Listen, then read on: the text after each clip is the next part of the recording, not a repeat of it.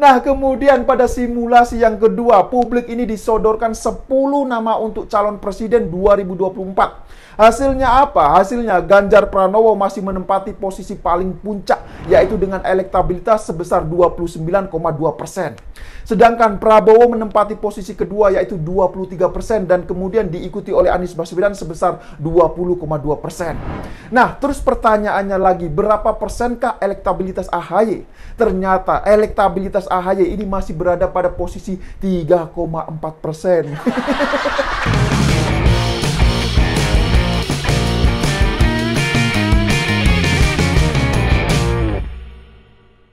Ya, jumpa lagi dengan saya, Yusuf Muhammad.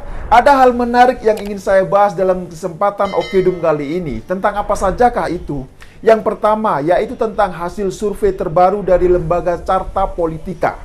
Catat ya, Carta Politika ini lembaga kredibel dan sudah teruji akurasi surveinya di Pilpres sebelumnya. Jadi sekali lagi, ini bukan lembaga survei abal-abal seperti yang digandrungi oleh kelompok oplosan. Nah, yang kedua, saya juga akan membahas soal pertemuan antara Jokowi dengan Anies Baswedan saat melihat sirkuit Formula E. Kira-kira ada apa saja sih di balik pertemuan kemarin itu? Ya, tapi sebelum saya membahas semua itu ya, saya ingin menyampaikan banyak terima kasih kepada para penonton 2045 TV yang sudah berkenan untuk mengklik dan like video ini.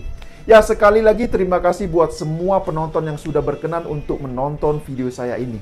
Nah, baiklah, langsung saja saya bahas yang pertama, yaitu mengenai hasil survei lembaga Carta Politika terkait dengan elektabilitas calon presiden 2024.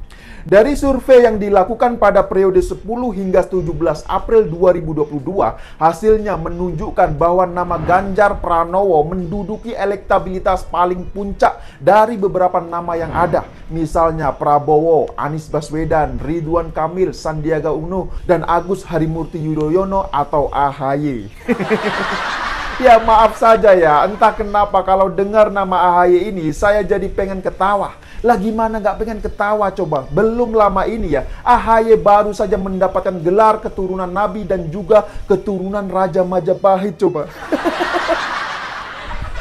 Ya, mungkin masih ada yang belum tahu soal ini ya. Silakan nanti bisa ditonton video saya sebelumnya yang berjudul Panggil Saya Raden Habib AHY. Ya, sekedar informasi saja, dari 26 nama calon presiden yang disodorkan ke publik, hasil survei menunjukkan bahwa Ganjar Pranowo menempati posisi paling puncak dengan elektabilitas sebesar 26,6%. Sedangkan Prabowo ini menempati urutan kedua, yaitu 27%, dan kemudian diikuti oleh Anies Baswedan sebesar 19,7%. Nah, terus pertanyaannya, berapa persenkah elektabilitas AHY? Ternyata ya, elektabilitas AHY ini masih berada di angka 3,3%. Kasihan sekali AHY ini. Ya, tapi wajar lah, kan surveinya ini dilakukan sebelum adanya pengakuan bahwa AHY adalah keturunan Nabi dan Raja dari Majapahit. Jadi ya wajar lah kalau menurut saya elektabilitasnya ini masih rendah, benar gak? Ya, mungkin nanti di survei periode berikutnya ya, elektabilitas AHY akan menjadi naik atau akan bertambah. Kan siapa tahu kan, bener gak? Kan dia sudah mendapatkan gelar keturunan Nabi dan Raja Majapahit. Nah, kemudian pada simulasi yang kedua, publik ini disodorkan 10 nama untuk calon presiden 2024. Hasilnya apa? Hasilnya Ganjar Pranowo masih menempati posisi paling puncak, yaitu dengan elektabilitas sebesar 29,2%. Sedangkan Prabowo menempati posisi kedua, yaitu 23%, dan kemudian diikuti oleh Anies Baswedan sebesar 20,2%. Nah, terus pertanyaannya lagi, berapa persenkah elektabilitas AHY? Ternyata elektabilitas AHY ini masih berada pada posisi 3,4%. Ya, lumayanlah naik 0,1% daripada gak naik sama sekali, bener gak? Nah, kemudian yang menariknya lagi di sini, ketika dilakukan survei dengan simulasi 3 pasangan calon presiden dan calon wakil presiden, maka Ganjar Pranowo selalu menang siapapun capresnya. Ya, misalnya ketika Ganjar Pranowo ini disandingkan dengan Sandiaga Uno, elektabilitasnya ini berada di posisi teratas, yaitu sebesar 34,3%. Kemudian ketika Ganjar Pranowo dipasangkan dengan Erick Thohir, elektabilitasnya ini juga masih berada di posisi teratas dengan angka 33,6%. Begitu juga ketika Ganjar Pranowo dipasangkan dengan Ridwan Kamil dan Khofifah, elektabilitasnya ini lagi-lagi menempati posisi paling puncak dengan angka masing-masing 34,1% dan 33,3%. Nah, yang menariknya lagi adalah simulasi terkait pilihan berdasarkan wilayah. Ternyata ya, pemilih Ganjar Pranowo masih didominasi dari wilayah Jawa Tengah dan Jawa Timur. Untuk Jawa Tengah dan DIY sebesar 66,5%, sedangkan untuk Jawa Timur ini sebesar 27,9%. Sebenarnya ya, untuk wilayah Jawa Timur dan Jawa Tengah ini adalah kunci. Jika di dua wilayah ini bisa menang mutlak, maka kemungkinan besar calon tersebut yang akan terpilih menjadi Presiden Republik Indonesia pada 2024 nanti. Mengapa bisa demikian ya? Ya karena Jateng dan Jatim ini adalah lumbung suara terbesar yang kemudian diikuti oleh Jawa Barat. Nah, selain itu, kalau dilihat berdasarkan pilihan partai politik ya, maka pemilih PKB, PDIP, dan Golkar ini adalah yang terbanyak memilih Ganjar Pranowo sebagai calon presiden. Dan yang menarik dari hasil survei Carta Politika ini adalah elektabilitas Ganjar Pranowo ini sudah mendekati angka psikologis. Kita tahu saat ini elektabilitas Ganjar berada pada angka 29,2%. Apabila nanti angkanya ini sudah mencapai 30%, maka disitulah tercipta angka psikologis. Nah, jadi apa sih angka psikologis itu? Jadi, angka psikologis adalah angka yang mana sulit untuk diabaikan oleh partai politik manapun, termasuk oleh PDIP itu sendiri. Jadi, jika Ganjar ini bisa bertahan minimal di angka 30%, maka Ganjar kemungkinan besar akan mendapatkan tiket dari PDIP untuk maju sebagai calon presiden 2024. Nah, jadi gimana? Setujukah jika Ganjar Pranowo nanti menjadi calon presiden 2024? Ya, silakan berikan komentarnya di bawah. Nah, kemudian lanjut pembahasan yang kedua, yaitu soal pertemuan antara Anies Baswedan dan Jokowi saat meninjau sirkuit Formula E kemarin. Dari hasil pengamatan saya ya, sepertinya Jokowi ini tidak ingin apabila Formula E nanti menjadi ajang yang mempermalukan Indonesia di mata dunia. Ya, oleh sebab itulah Jokowi ini kemudian turun tangan. Ya, kita tahulah banyak permasalahan dalam proses pembangunan sirkuit Formula E ini.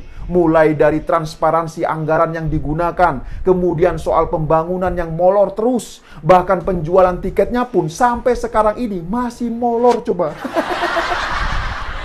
Lagi mana nggak molor coba? Awalnya tiket ini katanya akan dijual pada bulan Februari 2022. Tapi ternyata mundur lagi menjadi bulan Maret 2022. Nah, sudah lewat bulan Maret, ternyata mundur lagi bulan Mei coba.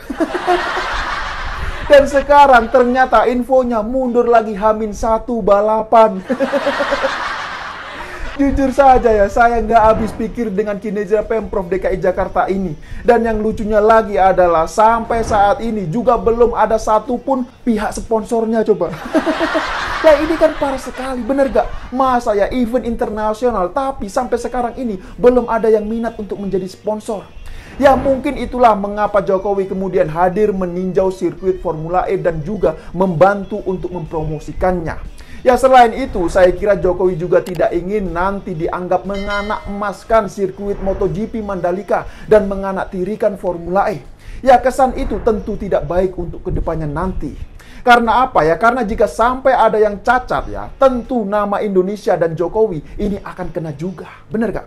Nah, begitu juga sebaliknya dengan turun tangannya Jokowi meninjau sirkuit Formula E kemarin ya, maka Anies pun tak bisa lagi secara eksklusif mengklaim dan juga mengkapitalisasi bahwa kesuksesan Formula E nanti sebagai kerja dari Pemprov DKI Jakarta. Dan jujur saja, saya sangat salut dengan Presiden Jokowi.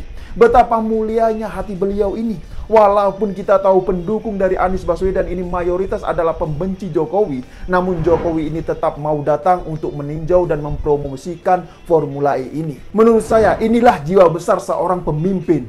Ya jujur saja ya, sangat sulit untuk mencari pengganti presiden seperti Jokowi. Namun demikian, saya punya harapan besar. Semoga saja ya 2024 nanti kita punya calon presiden yang bisa meneruskan pembangunan yang sudah ada saat ini. Dan tentunya presiden yang bukan menjadi budak dari para pengasong khilafah. Kita semuanya tentu tidak ingin pemilu 2024 nanti akan seperti Pilkada DKI Jakarta pada tahun 2017 lalu. Coba saja bayangkan ya, betapa brutalnya politisasi agama yang dilakukan oleh kubu pendukung Anies Baswedan. Bahkan saya masih ingat betul bagaimana saat itu ya, segala intimidasi dilakukan, bahkan mereka juga menggelar Tamasa Al-Maidah di seluruh tempat pemungutan suara atau TPS. Tidak hanya itu, bahkan banyak juga spanduk-spanduk bernada ancaman yang disebar di masjid-masjid coba. Lah ini kan parah sekali. Nah, mereka ini mengancam bagi siapapun yang memilih Ahok, maka jenazahnya ini tidak akan disolatkan, tidak akan diurus. Lah ini kan parah sekali, bener gak? Dan semua kebrutalan-kebrutalan atas nama agama itu dipertontonkan saat Pilkada DKI Jakarta yang memenangkan Anies Baswedan. Nah, jadi gimana? Apakah sampai di sini sudah paham semua? Ya, silakan berikan komentarnya di bawah. Ya, saya kira demikian dulu opini singkat Okedum kali ini. Pesan saya, mari kita dukung calon pemimpin 2024 yang punya komitmen kuat untuk menjaga negara ini. Dan jangan pernah memilih pemimpin yang didukung ataupun yang bersekongkol dengan kelompok fundamentalis perorong NKRI. Ya, saya pikir itu. Tidak lupa saya ingatkan, jaga terus NKRI. Sekali lagi terima kasih buat yang sudah like dan menonton video ini dari awal hingga akhir. Dan sampai jumpa di episode Okedum selanjutnya.